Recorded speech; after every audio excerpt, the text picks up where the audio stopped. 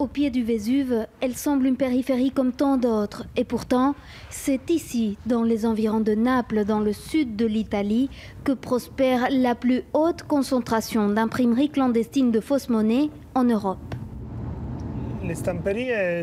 Ces imprimeries sont vraiment bien cachées. Les faussaires sont fourbes. Ils sont passés maîtres dans l'art de dissimuler leur activité.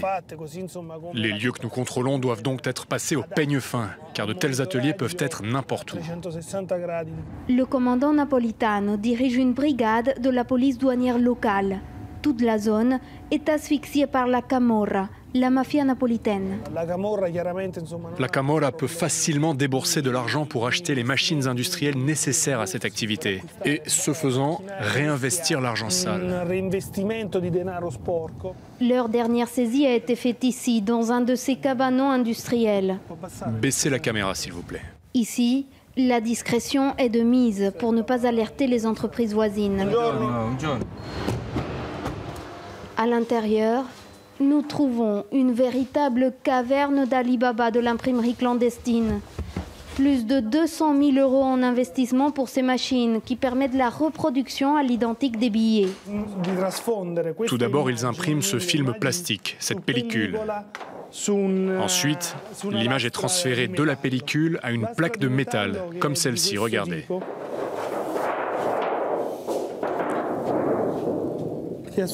Cette plaque vient alors s'insérer dans cette autre machine. Et regardez ces rouleaux. C'est là qu'on met l'encre et ça va directement en impression. Au moment de la saisie, le commandant Napolitano et ses hommes ont arrêté en flagrant délit les faussaires.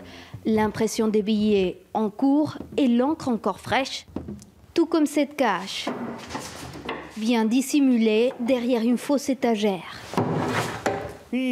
C'est ici qu'ils stockaient toutes les feuilles de billets contrefaits, mais aussi les encres de différentes couleurs. Des couleurs que les faussaires n'ont pas eu le temps d'utiliser car ils ont été découverts au premier stade de l'impression. On l'appelle le filigrane, ce motif invisible à l'œil nu imprimé sur toutes les coupures. Et déjà, à ce point, la qualité de la falsification surprend. On voit bien qu'ils maîtrisent la technique. Le filigrane est la phase de la fabrication des billets la plus complexe.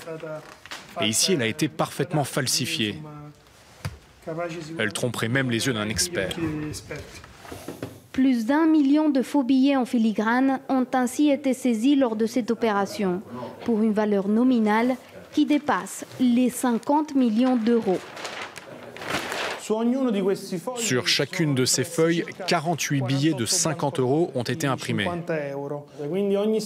Donc chaque feuille aurait eu une valeur hypothétique de 2400 €.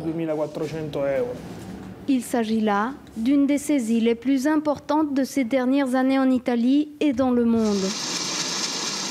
Depuis janvier, les autorités italiennes ont saisi plus de 100 millions d'euros contrefaits dans cette zone. C'est du jamais vu. Pour comprendre les structures de ces réseaux de faussaires, nous nous rendons à Naples. Le procureur Giovanni Colangelo dirige les enquêtes pour démanteler les filières de production et distribution de monnaie contrefaite. Les enquêtes ne sont pas forcément faciles car les secteurs d'activité sont bien compartimentés. Il y a ceux qui financent et organisent l'activité de production de faux billets. Puis il y a les techniciens qui s'occupent matériellement de la duplication des billets. Enfin, quand les billets sont prêts, il y a ceux qui s'occupent de leur stockage. Et à partir de là, les faux billets sont destinés à inonder le marché. Une partie est écoulée dans les commerces locaux. Ici, nombreux sont ceux qui ont été victimes de cette industrie illégale. Quand je reçois un faux billet, je ne fais pas d'histoire. Je dis simplement que je n'ai plus de monnaie et donc je ne peux pas le prendre. Je les regarde, je les touche, mais malheureusement, je n'ai pas de machine pour les contrôler. Il faut vraiment faire attention car il m'est arrivé une fois de recevoir un faux billet de 20 €. Depuis l'introduction de l'euro, plus de 5 millions de billets contrefaits ont été saisis. Mais pour certains experts, il ne s'agit là que de la pointe de l'iceberg.